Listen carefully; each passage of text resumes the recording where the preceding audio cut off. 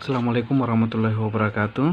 Pada kesempatan ini saya akan menjelaskan mengenai cara membuat atau menyusun permohonan di pengadilan agama.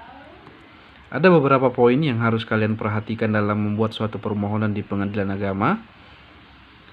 Poin ini yang akan menjadi referensi kalian dalam menyusun suatu permohonan. Terkait dengan identitas para pihak, sama dengan dalam membuat suatu gugatan, identitas para pihak, nama, dan seterusnya.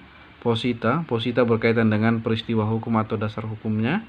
Terus petitum, permintaan, apa yang kalian minta dari suatu perkara yang kalian mohonkan. Ada 12 poin yang harus kalian pahami dalam membuat surat permohonan. Poin yang pertama adalah perihal.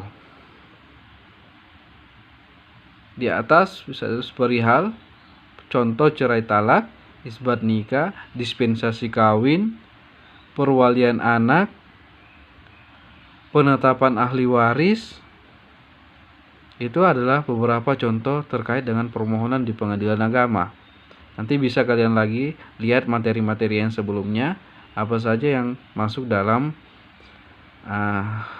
permohonan. Poin yang kedua adalah penentuan kota atau kabupaten dan tanggal bulan tahun dibuatnya suatu permohonan. Kemudian kepada siapa permohonan tersebut? Ini yang harus kalian pahami agar supaya permohonan yang kalian buat itu diterima oleh pengadilan agama. Ini paling awal. Makanya yang harus kalian tentukan adalah pengadilan mana yang berwenang mengadili perkara yang kalian mohonkan. Jangan sampai salah. Jika salah maka putusannya NO, tidak diterima karena pengadilan yang bersangkutan tidak berwenang untuk mengadili. Makanya ini yang harus kalian pahami aturannya, baca aturannya. Kemudian baru mengucapkan Assalamualaikum warahmatullahi wabarakatuh. Misalnya saya yang bertanda tangan di bawah ini.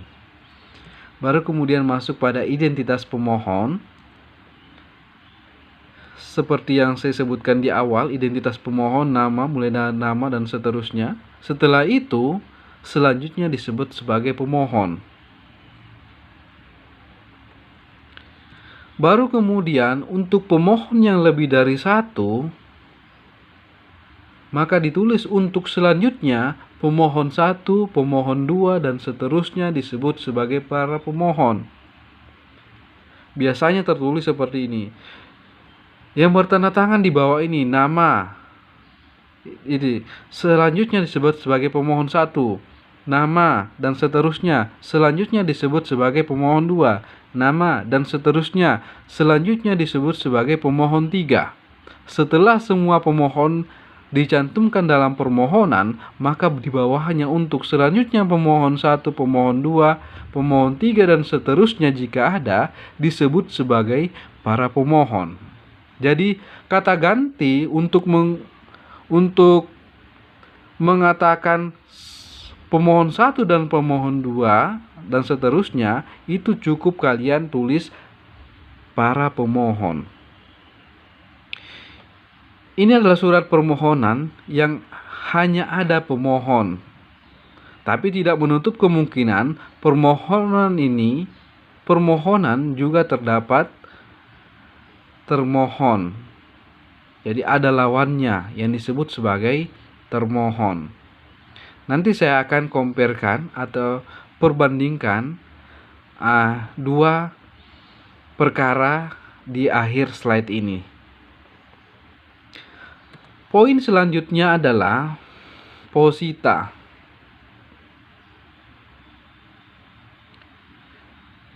Dengan ini pemohon atau para pemohon yang pemohon lebih dari satu hendak mengajukan permohonan isbat nikah.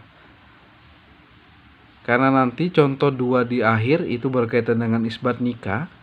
Melalui Pengadilan Agama Probolinggo, sehubungan tidak dicatatkan perkawinan para pemohon di Kantor Urusan Agama Kecamatan Kanigaran, Kota Probolinggo dengan alasan-alasan sebagai berikut. 1, 2, 3. Nanti ada contohnya. Kenapa ada kata sehubungan tidak dicatatkan perkawinan para pemohon? Karena isbat nikah diajukan ke Pengadilan Agama berkaitan dengan pernikahan yang sebelumnya adalah pernikahan siri, sehingga tidak dicatatkan di pengadilan di kantor urusan agama yang bersangkutan. Poin selanjutnya adalah petitum. Petitum berdasarkan apa yang kalian minta dari perkara yang kalian mohonkan. Kemudian kata-kata penutup, demikian atas terkabulnya permohonan ini, pemohon menyampaikan terima kasih. Salam penutup, wassalamualaikum warahmatullahi wabarakatuh. Tanda tangan pemohon jika hanya ada satu pemohon. Nama pemohon, tanda tangan. Jika lebih dari satu pemohon, maka pemohon 1, nama, tanda tangan. Pemohon 2, nama, tanda tangan. Pemohon 3, nama dan tanda tangan, dan seterusnya. Saya akan memberikan 2 contoh di akhir ini untuk menambah referensi kalian dalam membuat suatu permohonan. Isbat nikah. Perihal isbat nikah, tanggal harus disesuaikan dengan di mana dan tanggal pembuatan permohonannya, kepada siapa yang berkaitan dengan kompetensi pengadilan mana yang berwenang mengadili perkara tersebut. Baru kemudian identitas para pihak. Pemohon 1, pemohon 2. Kenapa di sini terdapat pemohon 2? Karena dalam isbat nikah yang dahulunya dilakukan secara nikah siri sehingga tidak tercatatkan di kantor urusan agama, maka kedua pasangan suami istri harus memohon isbat nikah agar pernikahan yang dilakukan secara siri sebelumnya disahkan oleh negara atau hukum. Maka kedua-duanya harus memohon ke pengadilan agama.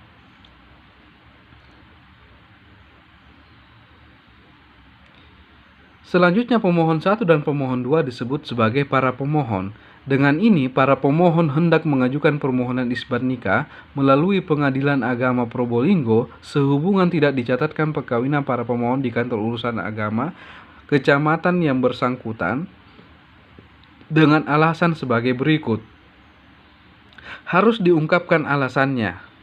Harus diceritakan peristiwanya bahwa pada tanggal 4 Oktober 2008 terjadi perkawinan yang dilakukan secara siri di mana? Di rumah. Harus dijelaskan di mana alamatnya. Terus kemudian yang menikahkan siapa? Ustadz siapa? Kiai siapa? Wali nikahnya siapa?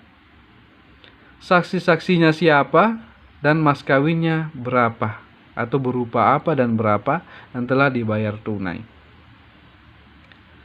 Kemudian yang harus dibuktikan juga adalah terkait dengan umur pada saat pernikahan dan status pada saat pernikahan yang dilakukan secara siri sebelumnya. Baru kemudian hubungan sesusuan atau hubungan darah, karena itu dilarang. Ini terkait dengan dari pernikahan siri itu dikaruniai anak. Terus kemudian poin 7 ini dijelaskan bahwa kenapa tidak tercatat di kantor urusan agama, karena dahulunya pernikahan tersebut dilakukan secara siri, maka mereka memohon ke pengadilan agama untuk disahkan perkawinan tersebut. Agar supaya ini poin 8 untuk kepastian hukum juga untuk mengurus administrasi kependudukan dan akta kelahiran anak, agar supaya akta kelahiran anak tersebut ada nama ayah dan ibunya. Ini petitumnya yang dimintakan, dia meminta bahwa menetapkan sah perkawinan yang dahulu dilakukan secara siri pada tanggal sekian di alamatnya sekian. Demikian. Baru kemudian di bawah pemohon 1 tanda tangan, pemohon 2 nama tanda tangan. Ini yang berkaitan dengan isbat nikah yang ada hanya pemohon. Kemudian isbat nikah yang terdapat termohon. Mengapa isbat nikah ada yang hanya ada pemohon dan juga ada terdapat termohon? Kenapa terdapat termohon di sini? Karena di sini yang memohon dan sebagai termohon adalah anak dari pasangan suami istri yang telah menikah secara siri dan kemudian telah meninggal dunia. Jadi 5 orang anak di sini adalah anak-anak dari pasangan suami istri yang telah menikah secara siri dan tidak tercatatkan di kantor urusan agama dan telah meninggal dunia. Maka di sini disebutkan bahwa di sini anaknya ada 5, maka salah satunya sebagai pemohon dan saudara yang lainnya disebut sebagai termohon. Juga harus dijelaskan mengenai tanggal pernikahan, di mana dia menikah, terus kemudian siapa yang menikahkan, wali nikahnya siapa, saksi-saksinya siapa, dan mas kawinnya apa. Ini juga harus dijelaskan. Dijelaskan pula tentang hubungan kekeluargaannya. Ini berkaitan dengan sahnya suatu pernikahan. Ini ditulis juga terkait anak hasil dari perkawinan yang dilakukan secara siri sampai meninggalnya orang tua pemohon dan para termohon. Ini diceritakan tentang tanggal meninggalnya ayahnya, terus meninggalnya ibunya karena keduanya telah meninggal dunia.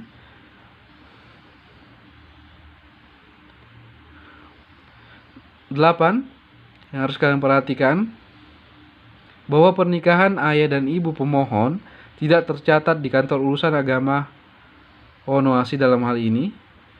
Berdasarkan surat keterangan dari Wonoasi tertanggal sekian, sehingga ayah dan ibu pemohon tidak mempunyai buku nikah sebagai bukti otentik. Oleh karena itu pemohon memohon penetapan nikah dari Pengadilan Agama Probolinggo guna dijadikan sebagai alas hukum untuk mengurus penetapan ahli waris. Ini berkaitan dengan penetapan ahli waris. Karena harus dibuktikan dulu bahwa anak pemohon dan para termohon itu adalah anak dari perkawinan orang tuanya yang dilakukan secara siri dan sekarang telah meninggal dunia. Maka disahkan dulu perkawinannya, baru kemudian diakui bahwa pemohon dan termohon adalah anak almarhum dan almarhumah. Maka jika mereka adalah anak almarhum dan almarhumah, maka dia berhak untuk mendapatkan harta warisan dari orang yang telah meninggal dunia. Baru kemudian di bawahnya sini sama dengan yang tadi. Terus pemohon. Ini yang berkaitan dengan pemohon, tentunya masih banyak contoh yang lain. Hanya saya memberikan satu contoh ini sebagai komparasi saja. Selebihnya kalian belajar sendiri. Saya akhiri. Assalamualaikum warahmatullahi wabarakatuh.